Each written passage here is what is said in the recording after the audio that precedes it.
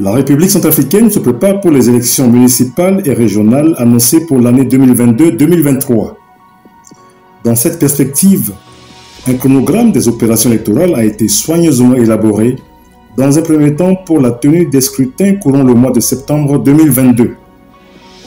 Cependant, confrontée à certaines difficultés, l'institution en charge de l'organisation des élections a été amenée à revoir son calendrier.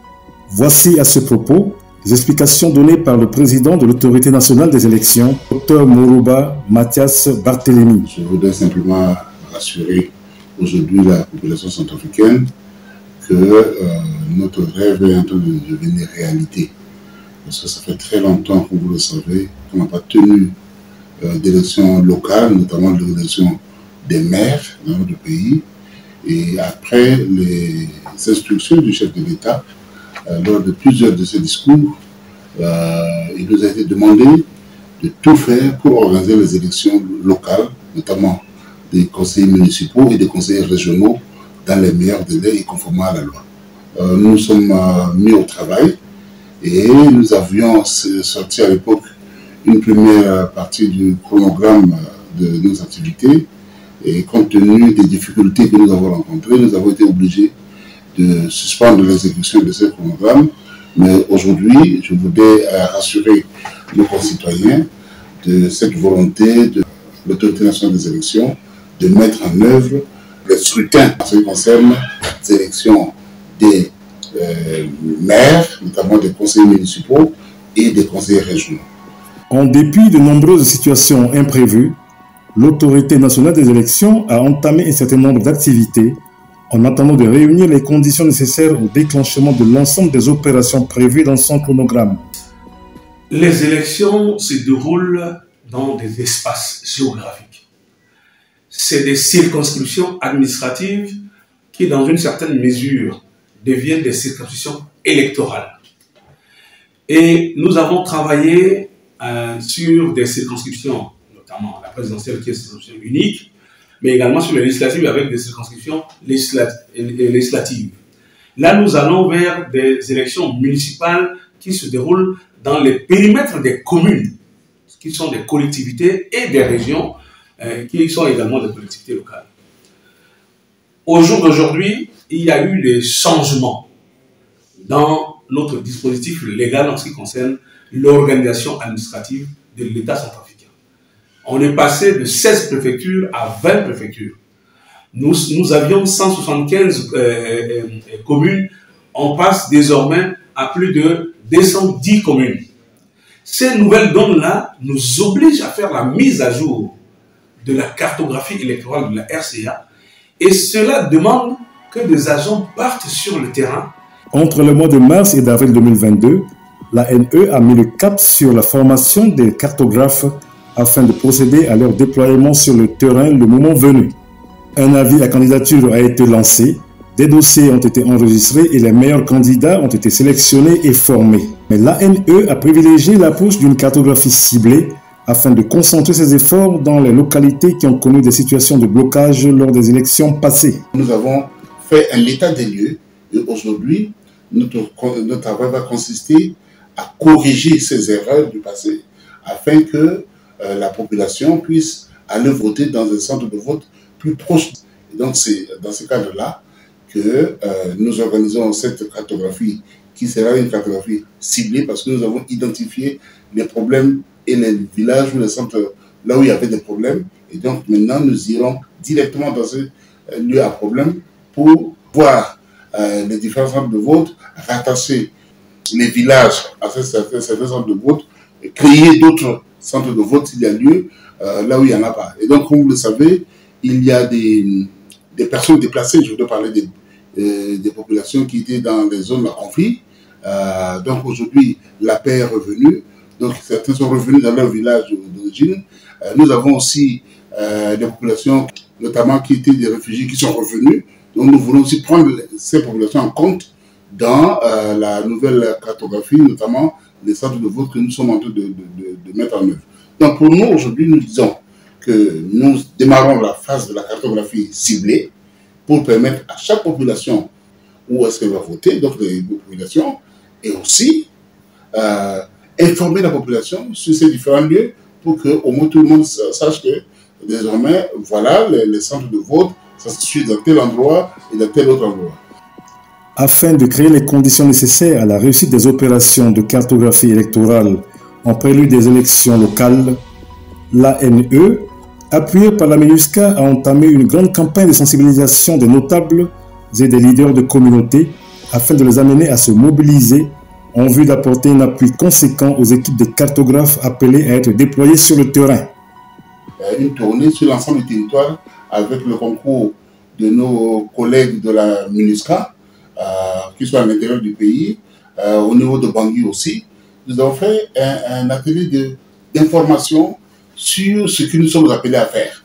Et donc, nous attendons de ces chefs de quartier, chefs de groupe et de ces représentants de l'autorité au niveau local, leur contribution pour nous aider à bien identifier les centres de vote. Parce qu'ils sont à l'intérieur du pays, ils sont dans les villages, ils sont dans les quartiers. Ce sont eux qui savent où se trouvent les éventuels centres de vote qui n'ont pas posé de problème. Ça nous permet de conforter seulement à notre position. Là où il y avait des problèmes, ils vont nous aider à les identifier à nouveau. Et là où on doit créer de nouveaux centres, eux, ils vont nous aider à le faire. Et c'est donc pour la raison pour laquelle nous en appelons à leur contribution, et nous allons travailler avec eux pendant toute cette période-là.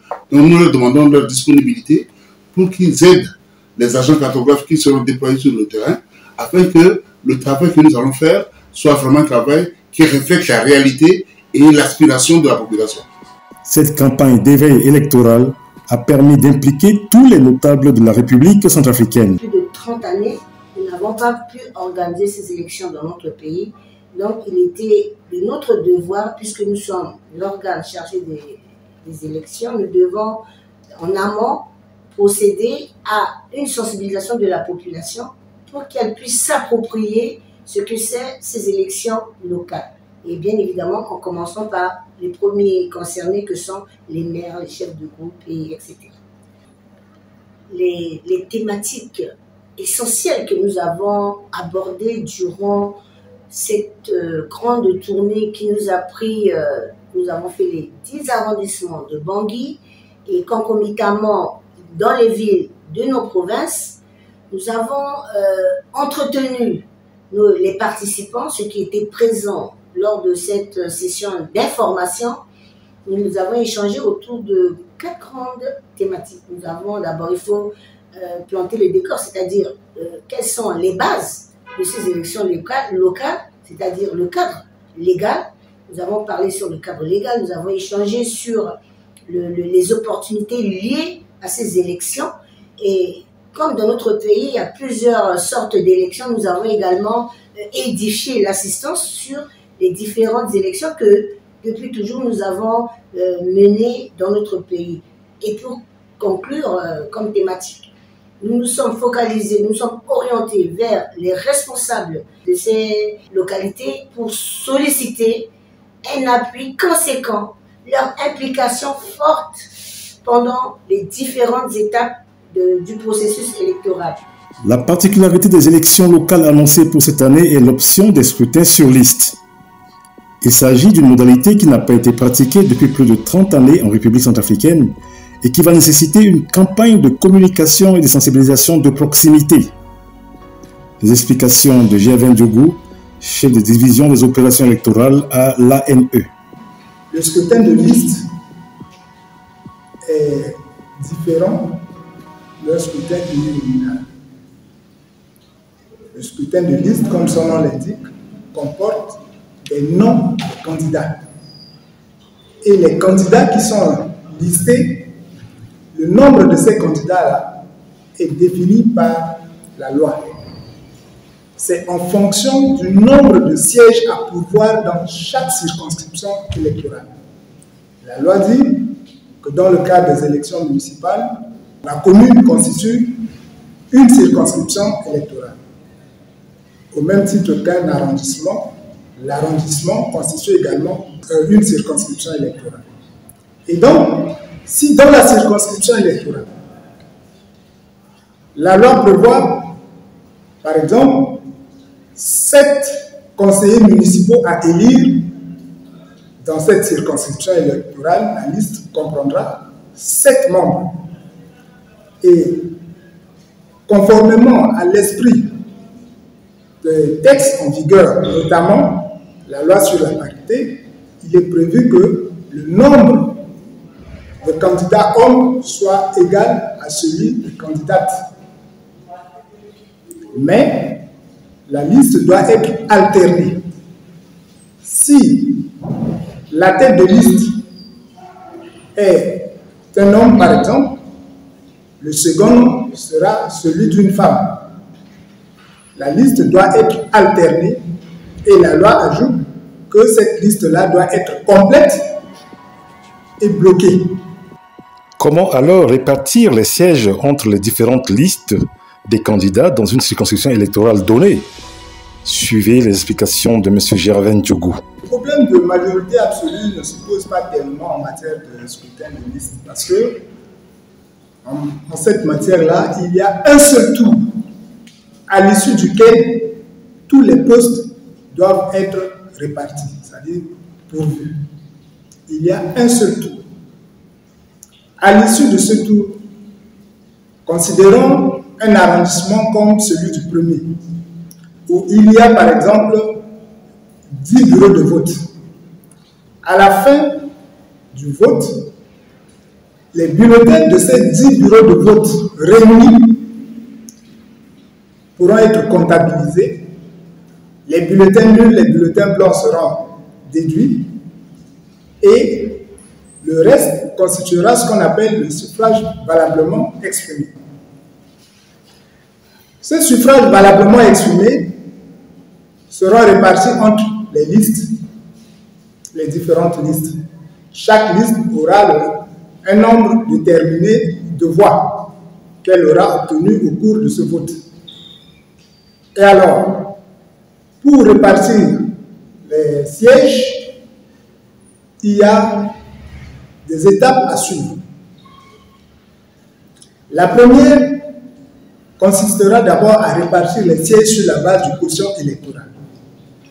Pour obtenir le quotient électoral, on prendra le suffrage valablement exprimé divisé par le nombre de sièges à pourvoir dans la circonscription donnée. Le résultat constituera ce qu'on appelle le quotient électoral. Et les sièges seront, dans un premier temps, répartis sur la base de ce quotient électoral. Chaque liste qui aura un nombre déterminé de voix se verra déduire le quotient autant de voix que cela mériterait et le reliquat, le reste des voix inutilisées sera mis à côté.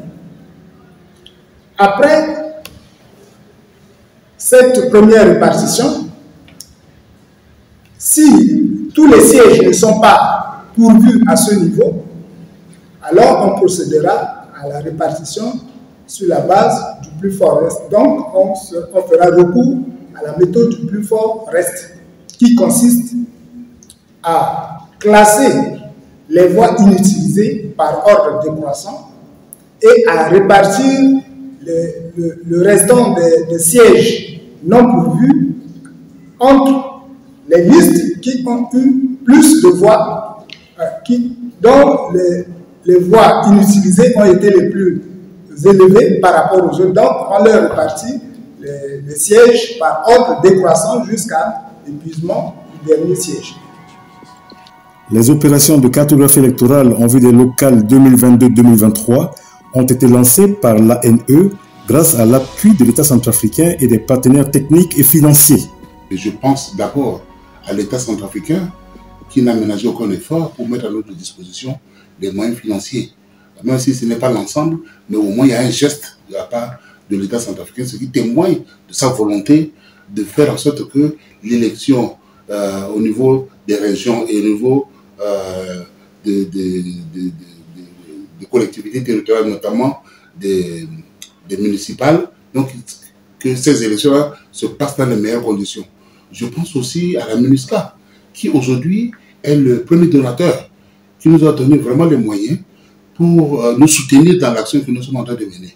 Je n'oublie pas le PNUD, la République centrafricaine, qui a aussi sorti de sa poche, je voulais dire, sinon de son budget, les moyens financiers pour mettre à notre disposition. Il en est de même de l'Union européenne qui aujourd'hui, ce sont ces partenaires qui nous ont soutenus, qui sont en train de nous soutenir, mais qui vont continuer à nous soutenir dans la réalisation de notre chronogramme d'élection que nous venons de sortir.